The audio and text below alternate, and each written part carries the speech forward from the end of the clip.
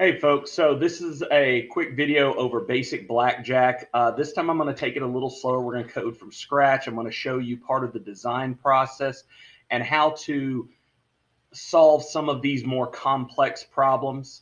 A couple of classes have asked me about them and they've seen what we do, but I wanted to make sure there's at least some record of seeing something like this where there's many different ways you can approach it, okay? So this is Blackjack, and again, this is a very simplified version. I don't have to worry about the cards themselves. I don't have to worry about randomness. I'm just having the players enter their specific data, okay?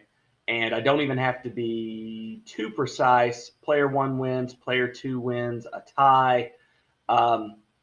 So there's 6 possible outcomes, okay? And that's kind of where the design process is going to come into play. But you can see what our prompts are. So I'll just copy those now and we'll save them for a second. All right, basic output. I've got my import. I've got my scanner ready so that they can type in their cost. And I'm going to go ahead and print these out. Okay, so player one, enter your value. Close off there. Parentheses, semicolon. And then I do the same thing down here.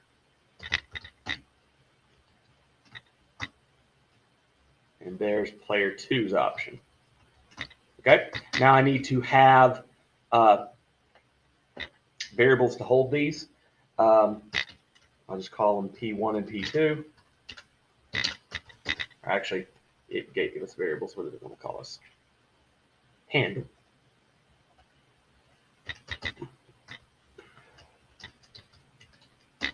And I've got my scanner.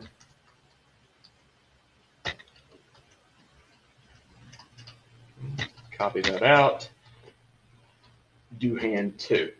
All right, so now's where we've got things going. So these are obviously my prompts. Got those taken care of. And now I've got my tests. So think about the game of blackjack, okay?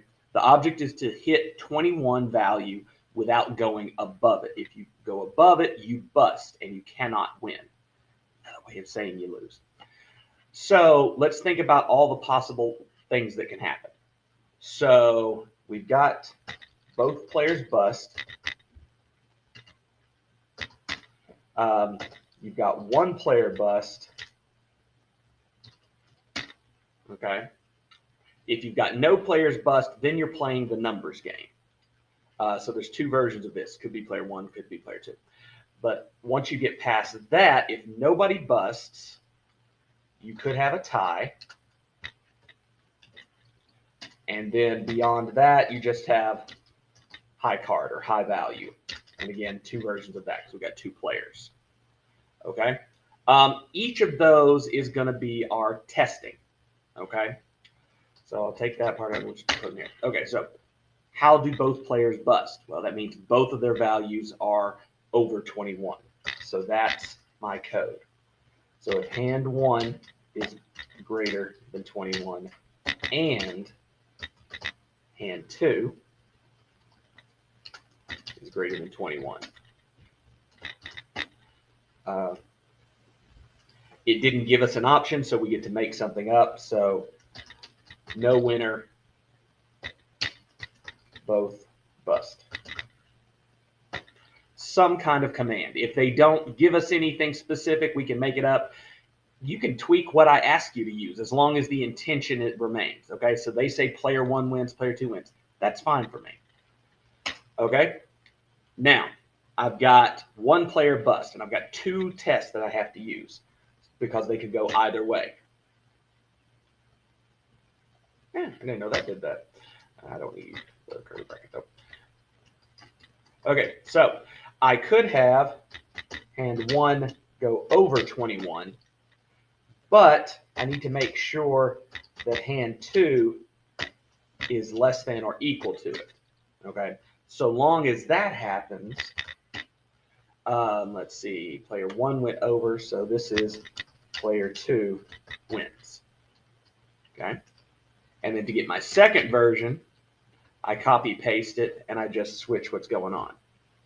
So now player 2 goes over, player 1 is under, and player 1 wins. There's half of my tests right there. 3 of them down, 3 to go. All right. Tie. Tie is super easy. What happens in a tie? Well, you score the same. So hand 1 is equal to hand 2. Didn't have any circumstance, so we just say tie. Okay? Now, the last thing we got to worry about is high card.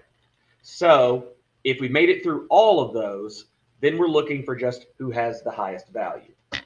So that's what we search for. If hand 1 is greater than hand 2, player 1 wins. And again, lazily copy paste. And I've flipped my values. 2, 1, 2. Now, right now, these are all independent ifs. Okay, my comments are there just to keep track of what's going on. If you guys or somebody else were to read my code, they would understand what I'm going for right here. It's just a short little comment to explain what I'm coding. The one thing I want to do to this, though, is every game they play, there's only going to be one response. So right now, I think my tests are fine, but it has the potential of doing 6 prints. So what I'm going to do is I'm going to link these together because there's only one response. So in front of all of these, I'm just going to type the word else. Okay, this will link them together to the if statements above so that nothing will print more than once. Now, this is just for logic purposes only. I'm going to add an else. Okay.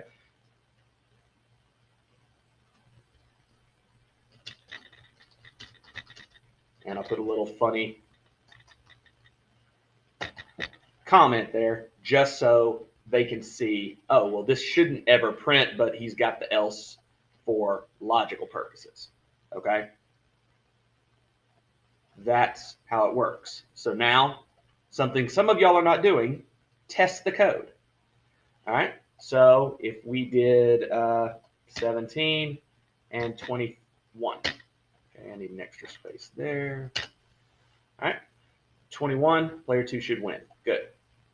All right. Let's go 24 and 95. No winner, both players bust. I don't know how they got 95, but they did. Okay, so now we need 1 player bust. 26 and 8. Player 2 wins. Okay. And let's try a tie. Good. Now, one question someone asked me is, well, I've got a tie when they're equal. What if they both bust with a tie? Okay. Because of the order we're asking our questions in, we don't have to worry about that because it takes care of all the busts up here at the very top first. But we can demo it. So if both players have 23, the first test right here that they bust occurs before the tie. Again, another illustration of how the order you ask your tests in can take care of yourselves. Think back to the triangle problem we did. The first question we asked was, is it even equal to 180? If it's not, then it's not a triangle. Then every question after that, we didn't have to worry about being equal to 180. Same logic behind these. So here's your whole code. We've got our setup, our scanner, our prompts. And here's the first 3. These 3 are technically where there's some busting going on. And then the 3 down here at the bottom, those are where everybody's playing fair. And then last is the else, which will ideally never see the light of day, but it's coded to complete the logic just in case something goes wrong. Hope this explains a lot. If you have any questions, let me know, and you'll have a good day.